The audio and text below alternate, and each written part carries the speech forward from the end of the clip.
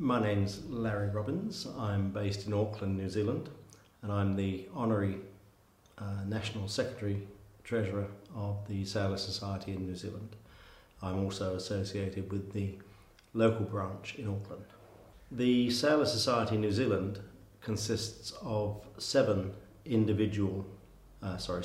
individual branches in various ports around New Zealand, some of which run their own centres and some of which work in partnership with the Mission to Seafarers and the Apostleship of the Sea. Only the branches in Auckland and Wellington have their own chaplains, and in each case the chaplain is part of a team with the other organisations. The other ports have ministers of various denominations that they can call upon. The chaplain in Auckland is also the Honorary National Chaplain. We also have an associate National Chaplain in Christchurch, but there's no branch there yet.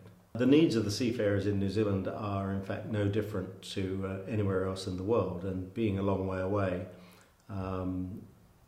is both an advantage and a disadvantage. We have had and do have our fair share of abandoned ships and ships where the crew have had problems.